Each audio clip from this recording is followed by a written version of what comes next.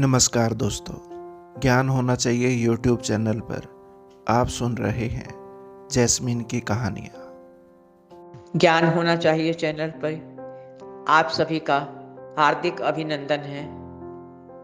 आज जो कहानी लेकर मैं आपके सामने प्रस्तुत हुई हूँ साथियों, उसका नाम है आखिरी प्रयास। बहुत दिनों पहले की बात है। एक राजा एक राज्य में राज करते थे। वो महाप्रतापी राजा थे। विशाल हृदय के राजा होने के साथ साथ उनके हृदय में जनता के लिए, मंत्रीगण के लिए, हर एक इंसान के लिए बहुत दयालुता के भाव थे। बहुत कोमलता के एहसास थे उनके दिल में। सबके दुख दर्द को वो बहुत गहराई से समझते थे। मंत्री जी को सख्त आदेश था कि रोज आप भेष बदल के पब्लिक के बीच में जाइए, जनता के सुख दुख को सुनिए, देखिए कौन बीमार है, किसको किस चीज़ की ज़रूरत है। मेरा ये खजाना खुला हुआ है, आप इससे पूरी मदद ले सकते हैं, जो भी आपको चाहिए। लेकिन किसी के चेहरे पर कोई शिकन ना हो, उदासी ना हो, कोई ऊंच नीच छोटा बड़ा ना हो। सबके चेहरे खिले रहें और सब साधन संपन्न रहें। कोई किसी चीज़ को तरसे ना, बीमार ना रहे। और आपके काम की समीक्षा मैं इस तरह करूँगा कि मैं भी भेष बदल के सबको देखूँगा और आपको भी कि आप किस तरह मेरे काम को अंजाम दे रहे हैं। इस तरह से राजा, मंत्रीगण और प्रजा एक अच्छे तालमेल की वजह से बहुत खुश और बिना किसी दिक्कत के ज़िंदगी जी रहे थे। हर इंसान खुश था। एक दूसरे से दोस्ताना अंदाज में मिलना, बात करना, सबके सुख दुख में बराबर से शामिल होना, खुशियों को एक दूसरे में बांटना, यही उनकी दिनचर्या थी। सब फल फूल रहे थे, सबके कामकाज बहुत अच्छे चल रहे थे और कोई ऊंच नीच ना थी, छोटा बड़ा ना था। सब समान रूप से सबसे मिलजुल के रहते। ये देखकर राजा और मंत्रीगण बहुत खुश थे। उनकी इस बात की चर्चा कि वो इतने अच्छे तरह से अपने राज्य को चला रहे हैं और सब एक समान ज़िंदगी जी रहे हैं, बहुत खुशहाली ज़िंदगी जी रहे हैं। इस तरह की बातें होते होते उस राज्य से निकलकर बाहर के राज्यों में फैलने लगी। धीरे धीरे देश विदेश में इस राज्य के चर्चे होने लगे, महाराज के चर्चे होने लगे कि वहाँ एक ऐसा राजा राज्य कर रहा है जो कि वहाँ राजा होके भी जनता के साथ बहुत बारीकी से उनकी हर फीलिंग से जुड़ा हुआ है। सब बराबर से खुश रहते हैं और किसी को किसी बात की परेशानी नहीं। बाहर के लोग उनको देखने के लिए ललायत रहते कि ऐसे राजा को हम लोग देख लें, कौन हैं, कैसे हैं और मतलब उनके राज्य में क्या अच्छा चल रहा है, कैसे वो लोग मैनेज कर रहे हैं। इस तरह की बातें तमाम उनके दिमाग में आती, लेकिन कोई वहाँ तक किसी न किसी वजह से नहीं पहुँच पाता। इस तरह दिन बीतते जा रहे थे खुशहाली से। एक बार की बात है, एक आगंतुक ने अचानक उनके राज्य में प्रवेश किया और महाराज से मिलने की इच्छा लिए पूछता पूछता महल के द्वार तक पहुंच गया। महल के द्वार पर पहुंचने के बाद अंदर खबर गई महाराज के सामने कि कोई आगंतुक बाहर से, दूर देश से उनसे मिलने आया है। महाराज ने मंत्री जी को आदेश दिया, जाइए देखिए कोई आगंतुक मुझसे मिलना चाहते हैं, आप जाके उनको बहुत आदर सत्कार के साथ अंदर लाइए। मंत्री जी उठ के गए और उस आगंतुक को लेकर बहुत आदर सत्कार के साथ महाराज के सामने लाए। आगंतुक ने साक्षात दर्शन किए राजा के और प्रणाम किया। महाराज की जय हो। मैं दूर देश से आपकी ख्याति सुन के आपको देखने की तमन्ना लिए आपके समक्ष उपस्थित हूँ। मेरे जैसे बहुत से लोग हैं जो आपको देखना चाहते हैं, लेकिन किसी न किसी वजह से नहीं आ पाते। मैंने बहुत दिन पहले ये तमन्ना की, तैयारियां की और आज कामयाब हो गया आपको देखने के लिए। दोस्तों, ज्ञान होना चाहिए यूट्यूब चैनल पर आप सुन रहे हैं जैस्मिन की कहानी, उन्हीं की जुबानी। जैसा सुना था उससे ज़्यादा मैं देख रहा हूँ। मुझे बिल्कुल नहीं लग रहा कि मैं आपके सामने किसी बहुत बड़े इंसान के सामने खड़ा हूँ। आप मुझे देखकर, एक इतने छोटे से अदना से इंसान को देखकर आप अपने आसन से उठ खड़े हुए, ये मेरे लिए बहुत अचंभे की बात है। मैं कृतज्ञ हुआ आपका, और उसने हाथ जोड़कर महाराज को फिर प्रणाम किया और बोला, महाराज, आपके दर्शन करके मेरी ज़िंदगी सफल हुई, लेकिन मैं आपके लिए कुछ कर ना सका। एक बहुत छोटा सा नजराना आपके लिए लाया हूँ, आप इसे कबूल करें। उसने जेब में हाथ डाला और एक पत्थर ले जाकर राजा के हाथों में सौंप दिया। राजा ने उस पत्थर को माथे से लगाया और बहुत खुशी से बोले, आपका नजराना मुझे दिल से कबूल है। ये बहुत खूबसूरत पत्थर है, आप इतने प्यार से मुझे ये दे रहे हैं। मैं ही नहीं, मेरे मंत्रीगण, मेरी जनता, मेरे राज्य का हर इंसान इसका हकदार है। आपने हम पर एहसान किया है। ये कहकर वो पत्थर मंत्री जी को सौंप दिया और मंत्री जी को आदेश दिया, इनको इनके कक्ष में पहुंचाया जाए, बहुत आदर सत्कार के साथ, इनको किसी बात की दिक्कत ना हो, और मैं खुद शाम को इनसे मिलने जाऊंगा। मंत्री जी उस आगंतुक को लेकर उसके कक्ष में पहुंचे, खाने पीने से लेकर हर सुख सुविधा का इंतजाम किया और वापस महल में चले गए। रात में, शाम को राजा खुद जाके उस आगंतुक से मिले, उसकी हर बात पूछी कि आपको यहाँ किसी बात की दिक्कत तो नहीं, कैसा लग रहा है।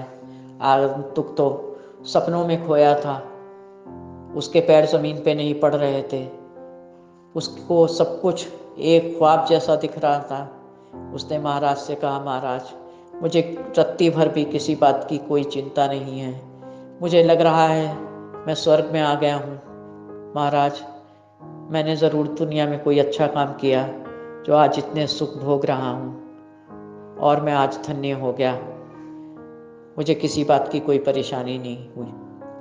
संतुष्ट होके महाराज वहाँ से उठे और अपने महल में, अपने कक्ष में लौट गए।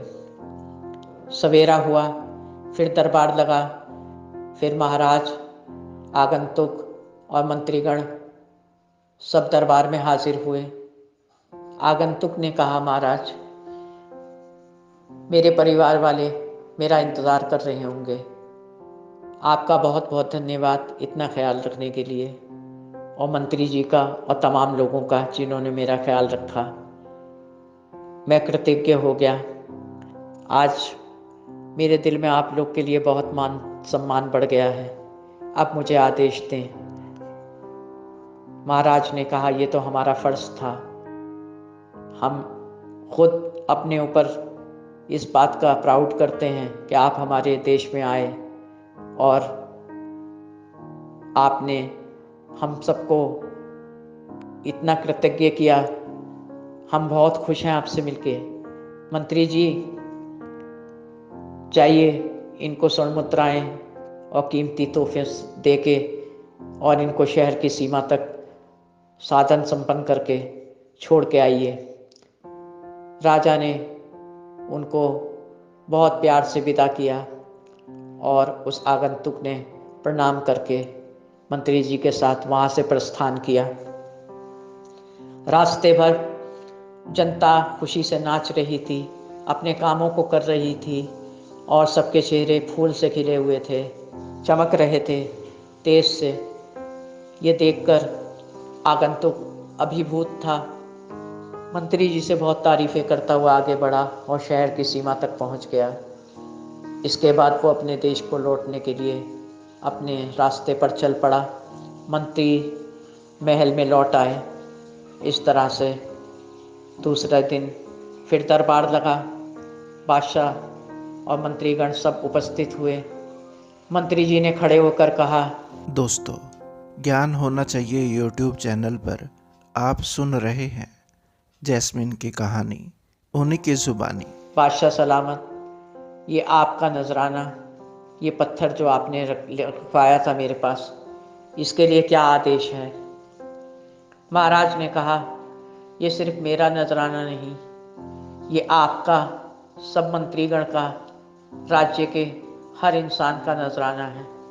मैं चाहता हूँ भगवान विष्णु की मूर्ति बना के शहर के सबसे बड़े मंदिर में इसको स्थापित किया जाए। जनता का हर इंसान और हम सब इसके दर्शन करें। बहुत सहजता से जाइए, मेरे आदेश का पालन कीजिए। मंत्री ने कहा, जैसी आज्ञा महाराज की, और वो महल से निकल गया। चलते चलते शहर के बहुत बड़े शिल्पकार के पास पहुंचा। शिल्पकार से बोला, ये महाराज का आदेश है, इस पत्थर से आपको तराश के भगवान विष्णु की मूर्ति बनानी है। 1 हफ्ते का समय है। 50 स्वर्ण मुद्राएं आपको इसके काम के बदले में दी जाएगी। क्या आप कर सकते हैं इस काम को? स्वर्ण मुद्राएं, खूबसूरत पत्थर, ये सब उसके जहन में घूम रहे थे। उसके पास तो एक भी स्वर्ण मुद्रा नहीं थी, उसने कभी देखी तक नहीं थी। बहुत खुशी से उसका हृदय भर गया। उसने मंत्री जी को आश्वस्त किया, आप जाइए, 1 हफ्ते या उससे पहले ही मैं इसके स्वरूप को ढाल के और अच्छी सी भगवान विष्णु की मूर्ति बनाकर आपको सौंप दूंगा। ये सुन के मंत्री जी अपने महल में लौट आए और शिल्पकार उस मूर्ति को स्वरूप देने में लग गया। उसने हथौड़ों से बार बार वार किए उस पत्थर पे। वो पत्थर टस से मस न हुआ। फिर उसने और हथौड़े बदले, औजार बदले, फिर वार किए, लेकिन ये क्या, कोई फर्क नहीं, कोई खरोंच तक नहीं। पत्थर वैसे का वैसे ही था। इस तरह से उसने कोशिश करके 49 बार कोशिश की और बहुत मायूस, हताश होकर उस पत्थर को एक तरफ रख दिया कि 49 बार में जब ना हुआ तो अब क्या होगा।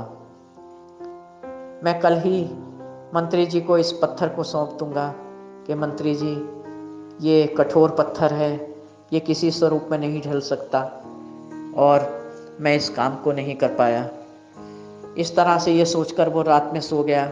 सुबह उठा और उस पत्थर को लेकर महल में प्रवेश किया। महल में जाने के बाद उसने मंत्री जी से गुजारिश की, मंत्री जी मुझे माफ़ कर दीजिए, इस पत्थर के स्वरूप को बदलना तो दूर की बात है, इस पे एक खरोंच भी नहीं आई। मैंने इतने बड़े बड़े हथौड़ों से इस पे वार किया और भी औजारों का प्रयोग किया, देखिए आप खुद ही, ये टस से मस ना हुआ, ये वैसे का वैसे ही है। मंत्री जी ने पत्थर को देखा, उसके एक भी खरोंच ना थी। लेकिन मंत्री जी ने कहा, माफ़ी की कोई बात नहीं, आप जाइए, आप परेशान ना हो। वो शिल्पकार चला गया। मंत्री जी उस पत्थर को लेकर फिर निकल पड़े महल से और शहर के बहुत छोटे से शिल्पकार के पास पहुँचे। छोटा शिल्पकार उनको देखकर खड़ा हो गया। बोला, महाराज, मुझे बुला लिया होता महल में, आप क्यों आए? आपने क्यों कष्ट किया इस छोटी सी झोपड़ी में आने का? मंत्री जी बोले कि 1 हफ्ते के बाद, 1 हफ्ते से पहले इसका स्वरूप भगवान विष्णु के रूप में ढालना है आपको तराश के। आप इसको पूरे 1 हफ्ते के अंदर ज़रूर पूरा कर दें, महाराज का आदेश है, और इसके बदले आपको 50 स्वर्ण मुद्राएं दी जाएंगी। उसने कहा बहुत कॉन्फिडेंस से कि मैं पूरी कोशिश करूंगा महाराज, आप बेफिक्र रहिए। और मंत्री जी उसकी संतावना भरी बातों को सुनकर वापस लौट गए और उस छोटे शिल्पकार ने काम शुरू किया।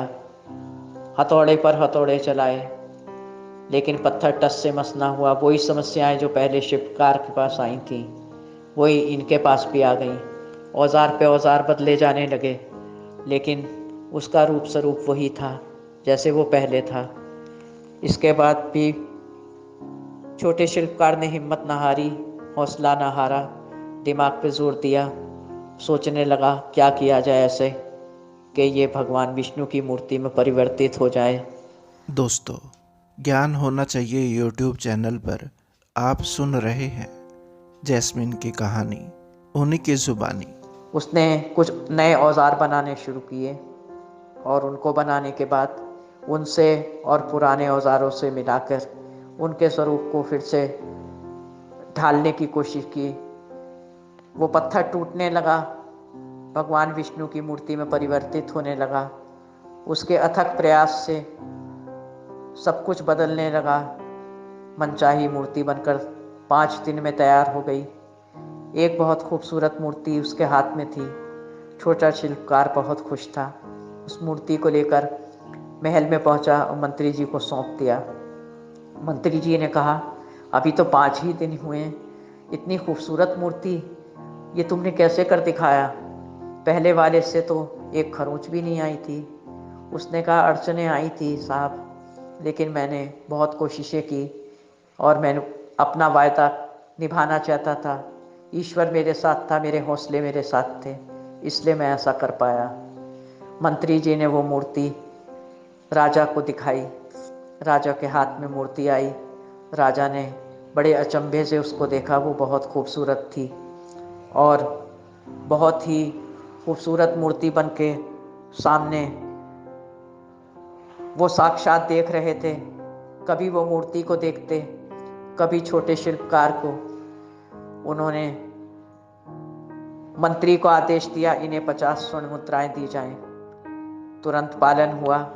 50 स्वर्ण मुद्राएं लेकर वो जैसे ही जाने लगा तो राजा ने उनको रोका और अपने गले से कीमती हार निकालकर और जो अंगूठियां पहने थे, जो आसपास कीमती सामान थे, उस छोटे शिल्पकार को सौंप दिया और कहा कि आप ये भी मेरी तरफ से ये भेंट लीजिए और खुश रहिए, जाइए। इस तरह से वो ढेर से नजराने लेकर अपने घर को रवाना हो गया। मंत्री जी भी खुश थे, राजा भी खुश थे, शिल्पकार भी खुश थे। शुभ मुहूर्त देखकर राजा ने सब मंत्रीगण के साथ, अपनी जनता के साथ उसको स्थापित करवाया। नगर के सबसे बड़े मंदिर में लोग पूजा अर्चना करने के लिए आने लगे। सहजता से सब उस पत्थर को, जो कि भगवान विष्णु की मूर्ति में परिवर्तित हो चुका था, दर्शन करने लगे और बहुत खुशहाल सब जिंदगी जीने लगे। महाराज भी अपने मंत्रीगण के साथ आके वहाँ पूजा अर्चना करते और उस मूर्ति के दर्शन करते। वो नजराना सबका था, सब खुश थे। साथियों, ये एक कहानी थी, लेकिन कहानी कहने का मेरा सिर्फ यही मकसद और तात्पर्य है, हम हर कहानी से कुछ ना कुछ नसीहत लें। क्योंकि जो इस कहानी में दिक्कतें आई हैं, उन दिक्कतों से रोज़ हम दो चार होते हैं। कठिनाइयाँ छोटी बड़ी हमारी ज़िंदगी में आती हैं। जब हम बहुत बड़ी कठिनाइयों को देखते हैं साथियों, नर्वस हो जाते हैं। कभी 2-4 बार कोशिश करके एक तरफ रख देते हैं कि ये नहीं हो पाएगा, इसका कोई हल नहीं है, और हमें टेंशन देने के अलावा इस समस्या को हम नहीं हल कर सकते। हम इतने टेंशन में नहीं रह सकते। हमारे पास पैसा नहीं, हमारे पास साधन नहीं, कोई उपाय नहीं, हम कैसे करेंगे? इस तरह के बहाने, इस तरह के विचार मन में आने लगते हैं। कुछ मजबूरियां भी सामने आती हैं। साथियों, समस्या तो समस्या है। अगर समस्या नहीं है तो वो जीवन ही क्या जिसमें सिर्फ खुशियां हों। अगर दुख शामिल ना हो तो खुशियों का मज़ा ही क्या है। जैसे रोने के बाद हंसने का मज़ा कुछ और ही होता है, रात के बाद सुबह होने का मज़ा कुछ और ही होता है। इस तरह से बड़ी समस्याओं को जब हम हल करके उनसे उबर के सामने आते हैं और हमको कोई खुशी प्राप्त होती है, उसकी बात ही कुछ और होती है। इसलिए धीरज रखें, जैसा छोटे शिल्पकार ने रखा। अपनी काबिलियत पे भरोसा रखें। हमें करना है, हम क्यों नहीं कर सकते। हमें अपना फन दिखाना है। समस्या के आगे हम सर नहीं झुकाएंगे, समस्या को हल करके दिखाना है। हम जीतेंगे आखिर में, और हर हाथ के बाद जीत ही होती है साथियों। हमारा काम अपने काम में लगा रहना है, कोशिशों में लगा रहना है, खुशियों को ढूंढना है। खुशियाँ बिखरी पड़ी हैं, लेकिन हमें इसलिए नहीं दिखाई देती कि हम उन्हें देखना ही नहीं चाहते, क्योंकि हमारी आंखों पे पर्दे पड़े हैं कुछ मजबूरियों के, कुछ हम जानबूझ के भी उनकी तरफ नहीं जाना चाहते आलस्य के कारण, या फिर हम अपने काम धंधों में अजीब सी ज़िंदगी जीने लगते हैं, मशीनी ज़िंदगी। ऐसा ना करें, अपने लिए टाइम निकालें, खुद के लिए भी जिएं, अपनों के लिए जिएं, अपने रिश्तेदारों के लिए जिएं, और उन बड़ी समस्याओं के लिए भी हमेशा तैयार रहें, कमर कस के। कोई भी समस्या आए ना घबराएं, हौसले आपके साथ हैं, आशाएं आपके साथ हैं, उमंगें आपके साथ हैं। और जिस भी तरह जैसे छोटे शिल्पकार ने दूसरे औजारों का निर्माण किया, इसलिए एक तरह से समस्या नहीं सुलझती, आप दूसरे तरीके से उसे सुलझाइए। कई तरीकों से सुलझाने से कोई ना कोई तरीका काम आएगा, और वो समस्या हमारे सामने सुलझ के एक बहुत ही हमको खुशी देगी, हमारी कामयाबी की, कि हमने कर दिखाया। साथियों, इसी के साथ मेरी तमन्ना है आप बहुत अपनी ज़िंदगी में खुश रहें, स्वस्थ रहें, और हमेशा मुस्कुराते रहें, और कोई कष्ट आपको छू भी ना पाए, खुशी के साथ। और भगवान से प्रार्थना है आप और आपका परिवार हमेशा बहुत खुशहाल रहे, हमारा समाज बहुत खुशहाल ज़िंदगी जिए। इसी तमन्ना के साथ ये कहानी ख़त्म करती हूँ। अगर आपको अच्छी लगी हो तो प्लीज़ इसे सब्सक्राइब करें, लाइक करें, और कमेंट बॉक्स में जाकर अपना मैसेज ऐड करें कि आपको ये कहानी कैसी लगी। इसी के साथ आपकी जैस्मीन अहमद। दोस्तों, उम्मीद करता हूँ कि ये कहानी आपको पसंद आई होगी। वीडियो को लाइक और चैनल को सब्सक्राइब ज़रूर करें। धन्यवाद। आपका अपना संसार। नमस्कार। आपका दिन शुभ और जीवन मंगलमय हो।